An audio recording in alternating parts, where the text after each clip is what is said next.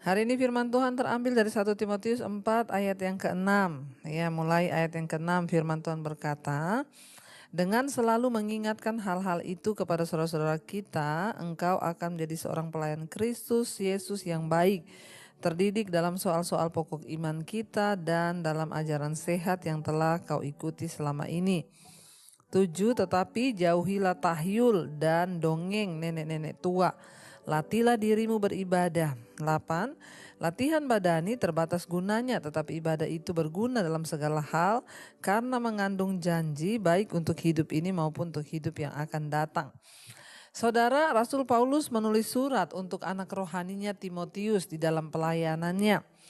Ya, firman Tuhan, surat itu adalah firman Tuhan sebab Rasul Paulus diurapi oleh Tuhan untuk menyampaikan kabar baik, yaitu firman Tuhan.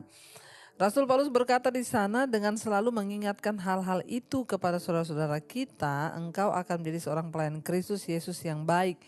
Apa yang disuruh ingatkan? Bahwa Rasul Paulus bilang, akan ada di hari-hari ini orang-orang yang murtad, mengikuti ajaran-ajaran sesat, mengikuti hal-hal yang lain selain imannya kepada Kristus. Ya, mungkin itu telah terjadi dalam pelayanan Timotius sebagai anak rohani Rasul Paulus. Ya, Rasul Paulus mengingatkan, kalau kita lihat ada di ayat di atasnya, ya, bahwa akan ada orang-orang yang akan murtad lalu mengikuti roh-roh penyesat, ajaran setan-setan. Karena tipu daya para pendusta yang hatinya itu memang jahat.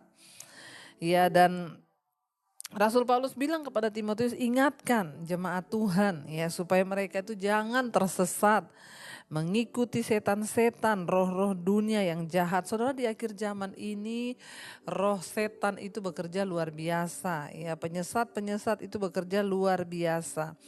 Tapi tugas kita semua, saudara dan saya, untuk mengingatkan kepada saudara kita, teman kita, sahabat kita, supaya mereka jangan ikut tersesat dengan ajaran-ajaran yang bermunculan di Facebook, ya, di WA. Saudara diundang ke grup-grup yang saudara tidak tahu ternyata itu ajaran sesat, bahkan bisa bekerja dengan kuasa gelap di sana.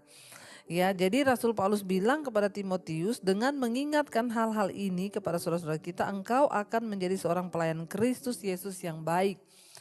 Bagaimana kita menjadi pelayan Tuhan? Nggak perlu sekolah Alkitab dulu, ya, nggak perlu saudara dapat STH dulu. Menjadi seorang pelayan Tuhan yang baik itu, ingatkan saudaramu yang berdosa, ingatkan orang-orang sekelilingmu yang mengikuti setan-setan, ya, ingatkan dengan kasih agar mereka itu ya bertobat, saudara. Ya, nasihati seorang akan yang lain selama masih dikatakan hari ini kata firman Tuhan.